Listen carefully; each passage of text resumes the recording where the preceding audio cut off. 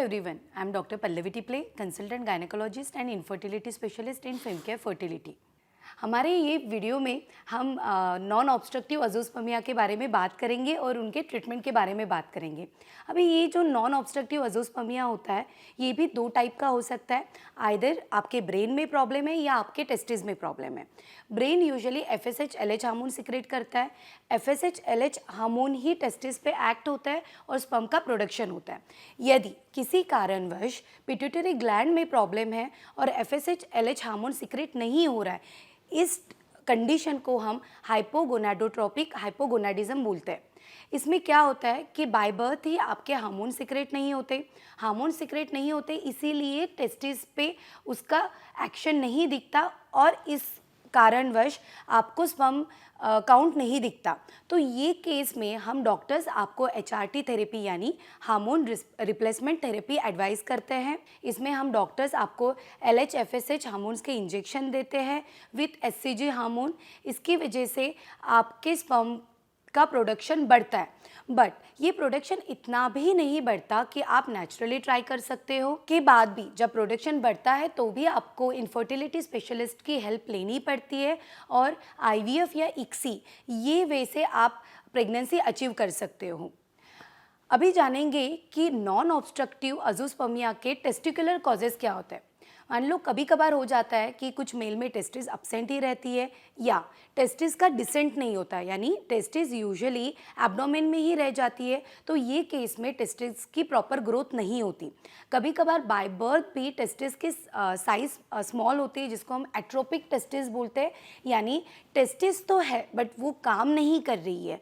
तो ये सब रीज़न हो सकते हैं कि जिसके वजह से टेस्टिकुलर नॉन ऑब्स्ट्रक्टिव अजोस्पर्मिया है। हमने लास्ट वीडियो में जाना कि यदि ऑब्स्ट्रक्टिव अजोस्पर्मिया होता है तो आपको आपके बच्चे होने का चांसेस रहते हैं।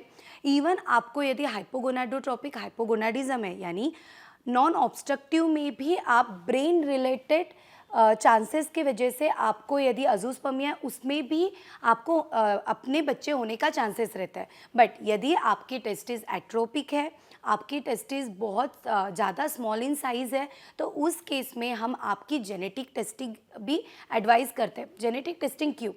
बिकॉज कभी कभार हो सकता है कि आपको कोई सिंड्रोम है या आपके क्रोमोसोम्स में कोई प्रॉब्लम है, इसी वजह से आपकी टेस्टिस स्मॉल साइज़ है।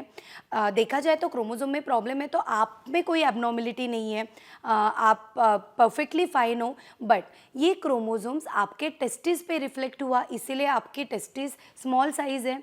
तो ये केस में यदि हम कितनी भी ट्रीटमेंट करें तो भी हेल्दी बेबी आने के चांसेस कम होते हैं। इसीलिए आपको हम genetic testing with Y chromosome microdeletion की भी एडवाइस करते हैं।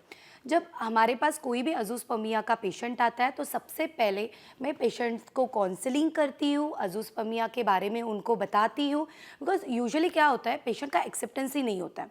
उनको लगता है डॉक्टर वो जहाँ पे हमने टेस्ट की ना वहाँ पे प्रॉब्लम हो सकता है। डॉक्टर मुझे लगता है इतने में मैंने अच्छे से सैंपल नहीं दिया इसीलिए प्रॉब्लम हुआ, या हमारे रिलेशन में तो कोई प्रॉब्लम नहीं, शायद से लैब में सैंपल दिया ना इसीलिए ज़ीरो स्पर्म काउंट आया। ऐसे नहीं है। ज़ीरो स्पर्म काउंट का मतलब ज़ीरो स्पर्म काउंट ही होता है।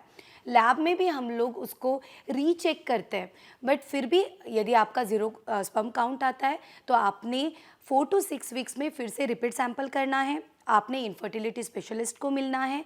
हम डॉक्टर्स यूजुअली आपको आफ्टर कंसल्टेशन कुछ टेस्ट एडवाइस करते हैं, उसमें LH FSH टेस्टोस्टेरोन ये टेस्ट हम एडवाइस करते हैं। साइमल्टेनियसली मेल की सोनोग्राफी, टेस्टिकुलर सोनोग्राफी भी हम एडवाइस करते हैं। ये सब रिपोर्ट्स के बाद हमें पता चलता है कि वो ऑब्स्ट्रक्टिव है या नॉन ऑब्स्ट्रक्टिव है।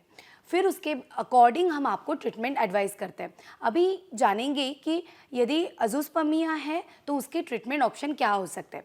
यदि आपको ऑब्स्ट्रक्टिव अजोस्पर्मिया है तो आप पेसे, टेसे, माइक्रोटेसे ये वे से हम आपके स्पर्म रिट्रीव करके IVF के द्वारा आपको आपके बच्चे दे सकते हैं। यदि आपको हाइपोगोनाडोट्रोपिक हाइपोगोनाडिज्म है उसमें हम पहले आपको हार्मोनल रिप्लेसमेंट थेरेपी एडवाइस करते हैं, उसके बाद स्पर्म काउंट के अकॉर्डिंग आपको नेक्स्ट ट्रीटमेंट एडवाइस की जाती है। बट यदि आपका नॉन ऑब्स्ट्रक्टिव अजोस्पर्मिया है और आपके टेस्टिस स्मॉल इन साइज है, उस टाइम पे भी हम आपको टेसा एडवाइस करके हम आपके टिश्यू की बायोप्सी करके फिर से क्रॉस चेक कर सकते हैं। आजकल मेडिकल साइंस बहुत एडवांस हुआ है, माइक्रो टेस्ट से ये जो प्रणाली आई है उसमें इवन नॉन ऑब्स्ट्रक्टिव अजूस्पर्मिया में भी हम देख रहे हैं कि कुछ स्पर्म मिलते हैं, बट ये स्पर्म के वजह से कितने अच्छे क्वालिटी के आपके एम्ब्रियो बनेंगे वो आफ्टर रिट्रीवल आफ्टर इक्सी ही हमें पता चलता है। बट यदि आपके स्पर्म नहीं मिल रहे तो उस टाइम पे हम आपको IUI-D के बारे में एडवाइस करते हैं, यानी डोनर IUI के बारे में एडवाइस करते हैं। इसके बारे में हम हमारे नेक्स्ट वीडियो में बात करेंगे। तो यदि आपको अजूस्पर्मिया है तो पहले तो पैनिक नहीं होना है, डॉक्टर पे ट्रस्ट करना है। ठीक है, आपको क्रॉस करना है तो आप एक नहीं सेकेंड लैब में जाके क्रॉस कर सकते हो। आपने जस्ट मैं कुछ आयुर्वेदिक ट्रीटमेंट करूँगा, मैं लाइफस्टाइल में कुछ चेंजेस करूँगा या होम्योपैथिक ट्रीटमेंट से अजूस्पर्मिया अच्छा होगा, ये जो कुछ लोग क्लेम करते हैं उससे कुछ नहीं होता। सबसे पहले आपने फिजियोलॉजी के बारे में, एनाटॉमी के बारे में आपके डॉक्टर से अच्छे से डिस्कस करना है। अजूस्पर्मिया का जो रीज़न है उसके बारे में आपने डायग्नोज करना है और उसके अकॉर्डिंग आपके डॉक्टर से ट्रीटमेंट लेना है। जैसे कभी किडनी फेल्योर आता है तो भी हम एक्सेप्टेंस रखते हैं ना कि किडनी फेल्योर है, तो हम लोग उसकी ब्लड टेस्ट करते हैं। उसमें यदि हमें पता चले कि किडनी फेल्योर ज़्यादा है तो हम डायलिसिस करते हैं, डायलिसिस सक्सेस नहीं होता है तो हम किडनी ट्रांसप्लांट करते हैं। वैसे ही टेस्टिस भी एक ऑर्गन है, वो भी बाय बर्थ फेलियर में जा सकती है, वो भी कुछ इंसिडेंट्स की वजह से, कुछ सर्जरी की वजह से या कीमोथेरेपी, रेडिएशन थेरेपी, ये सब वजह से भी उसमें प्रॉब्लम आ सकते हैं। तो आपने उसका भी एक्सेप्टेंस रखना है। मैं मेजॉरिटी हम लोग बहुत सारे पेशेंट देखते हैं कि जिनको में अजूस्पर्मिया है और उन्होंने एक्सेप्टेंस नहीं रखा, 10-12 साल हो गए वो ट्रीटमेंट कर रहे हैं, यहाँ जा रहे हैं वहाँ जा रहे हैं, डॉक्टर शॉपिंग कर रहे हैं।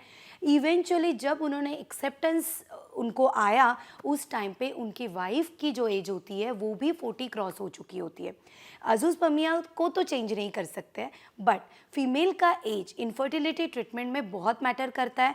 30 ईयर की फ़ीमेल और 40 ईयर की फ़ीमेल में उनके एक काउंट में डिफरेंस रहता है। यदि आपने वो एक्सेप्टेंस 40 ईयर में रखा तो हो सकता है कि हम डॉक्टर्स भी आपको इवन IVF में भी ज़्यादा हेल्प नहीं कर पाए।